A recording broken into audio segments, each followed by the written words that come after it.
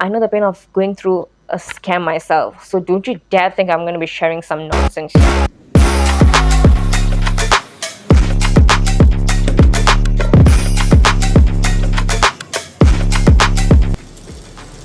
Hello guys, welcome back to my channel. I am Roberta. If you have not subscribed to my channel, do subscribe right now just so you can join this wonderful family. And I'm so grateful and thankful for those who have subscribed and are always supporting me. You guys keep me going. We have actually hit 1,000 subscribers, which totally made me so happy, and I am actually aiming for more. It's because not just that I'm producing useless content. I really want to make a difference. I would want to impact your lives. I want you all to actually learn something new through all of my videos and bring a positive impact to your lives. That is ultimate happiness to me.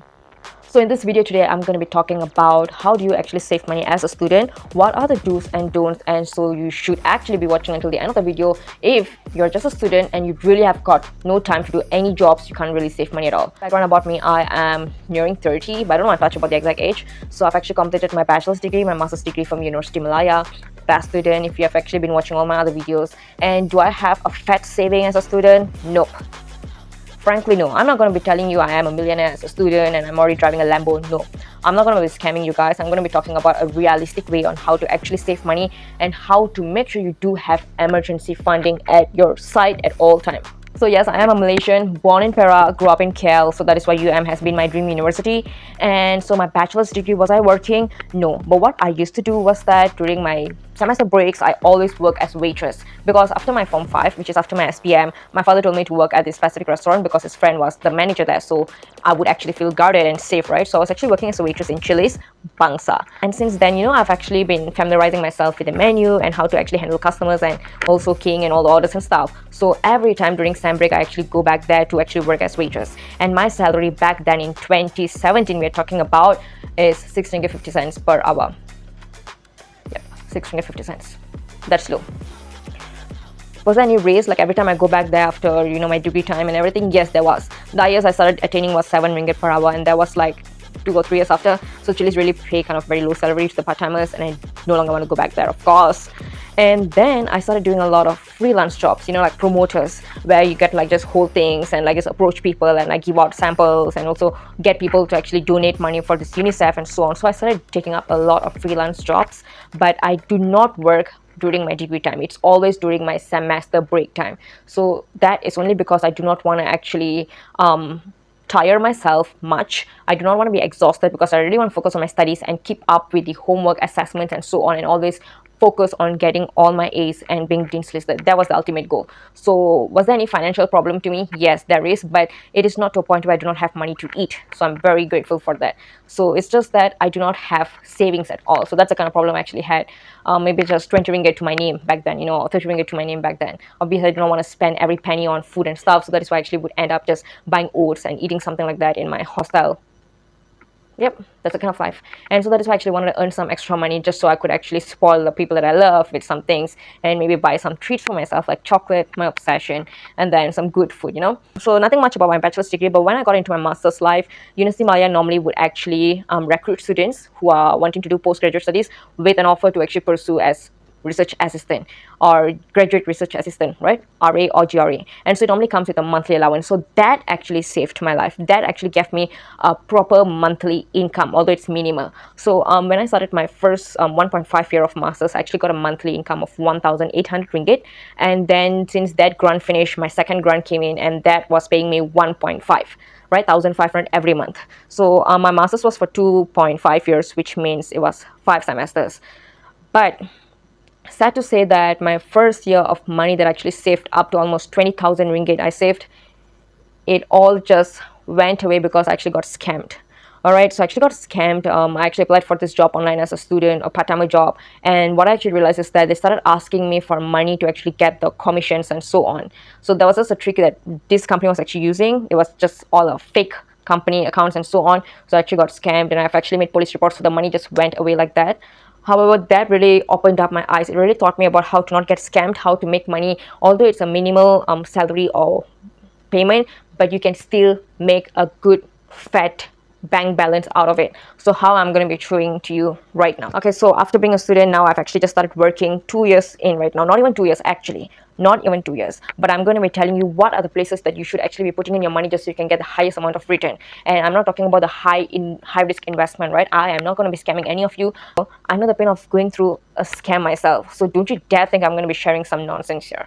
So the first platform that you should really put in your money will be KWSP. Why I say so, it's because it is actually protected. It is actually very safe to actually put in all your money there, and you actually should only put your money that is on the extra side. You have to put in KWSP. Why? It's because I truly have been learning about this compounding, and it truly had taught me how important and crazy that is. Very interesting. You just put 50 ringgit or 100 ringgit every month consistently into KWSP. Maybe 3 years after, you'll be shocked the free money that you're actually getting because of the interest. I did not know that I actually have KWSP balance, because when I was actually working as a waitress in Chili's, they have been cutting EPF, but I did not pay attention to it because I did not know the importance of it.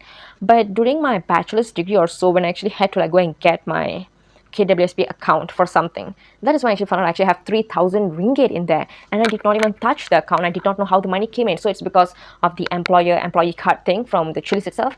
I actually ended up getting 3,000 free money, which I did not know existed in my KWSP. So that is when I actually found out, okay, this is a great platform. I should put in money consistently, in which I'm doing up till today, ever since I started working up till today. In fact, I just started saving money into KWSP ever since my master's life. After the scam, I started focusing on getting a fast savings thing, right? So that's when I started putting in money consistently into KWSP until today, and I realized the return is so good. And if you see, last year's dividend was 6.15%.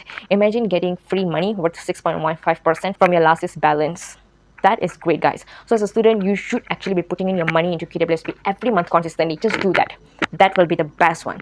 Secondly is, you can go into this gold investment. This is a secret thing that I'm going to be sharing in this video, which I will be sharing in depth in the next video if you guys are requesting about this gold investment thing. And I'm not talking about this public gold, EMAS and all that. No, I'm not going to be talking about that because I do not have much knowledge. But the gold investment that I'm currently pursuing is gold investment in Malabar. So you guys can actually open an account. It's a gold investment scheme in Malabar, and Joya Lucas, they also have it. So you can actually fix the amount of money that you want to put into the gold every month.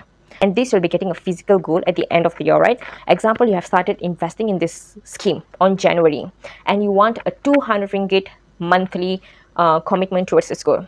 So that means you cannot change. All right, February you have to pay 200, March you have to pay 200, and it should be consistent because they have an account and you have to just pay online into this account, right? This Malabar account, you have to just put in the money every month. So depending on the gold rate on that day that you're actually paying, you'll actually get the number of grams. So for 200 ringgit, I'm not sure how many grams you'll be getting. I have to do the calculation. But example, if like 200 ringgit this month, you are actually getting 0.5 gram. Next month you will actually be getting 0.4 gram. Okay, so the app will actually show you how many grams you've actually accumulated, and by the end, 11 months only you have to pay. On the 12th month, which is December, the Malabar is going to pay the free 200 for you. That means you will only be paying the money for 11 months. 12th month, that company or this brand, right, this Malabar, is going to pay you, meaning you don't have to pay on that month. And finally, you can actually go to the store and claim the gold physically, depending on the amount of gram that you have accumulated, plus the 200 ringgit that the Malabar itself has actually covered. So you can actually see that this is actually a very great investment platform, which is also low risk. So example, if you're going to be putting in 1,000 ringgit every month, just imagine Malabar is going to give you a free 1,000 ringgit on December to cover your gold fee. So this is a great platform that you students should actually focus on. So the third platform where you should actually put your money, right, safely, will actually be Touch and Go e-wallet. So why do I say so? It's because when I actually did a personal comparison between Maybank, CIMB, and Touch and Go, I feel Touch and Go gives a higher return compared to you just leaving your money in your Maybank and CIMB, which has only an annual return of 0.2%, which is so stingy and saddening, guys. So put your money in your Touch and Go e-wallet and don't use it. If you know you're going to be using QR scan very often, use your Maybank QR scan instead. Don't open your Touch and Go QR scan, because I know it's very tempting for you to just scan and get these rewards and so on. I know this concept of Touch and Go itself just makes you want to, pay more, scan more, and claim the rewards. But just don't go for it, because frankly, I've been using Touch and Go's QR code everywhere, and I've actually accumulated 4,000 plus points, but my points are literally slipping. Trust me on that. You're not going to end up using all this reward, right? So what I normally do is, I'll actually, whatever monthly allowance that I actually get into my account, right, my bank account, I will straight put in, like example, if I'm getting 1,500, straight 1,000 ringgit I put it into my touch and go and just let it sit there. And I remember this one particular year, I think 3 years back as a student, when I used to go through my touch and go, I got a free money of 300 plus because I really have been storing all the money there, right? So it actually got up to 6,000 or 7,000 ringgit the whole year that I actually saved. And towards the end, I realized touch and go has given me free money worth 300 plus. So I think it's really worth it for you to actually use touch and go because of the return compared to the normal bank. So if you want something where you can actually just take out money instantly during emergency situations and so on, just keep it in your touch and go. Let your bank be empty. So to answer a doubt that normally lingers in our mind, is it better for one to actually put the money in the piggy bank or the bank? I would say you keep the money in the piggy bank, but it's just a little amount, okay? Maybe 100 ringgit just for emergency situations. For example, you're in a hostel and you really want to get food, but then there are actually problems. You can just take out this money and go to the cafes and buy food and stuff like that. But do not also keep your money in your bank. As I mentioned, keep your money in your touch and go because it is very convenient for you to take out money, and also go into this investment platforms, which is the gold investment, which is the best one. I have to say it's the best because imagine the company is giving you free money end of the year.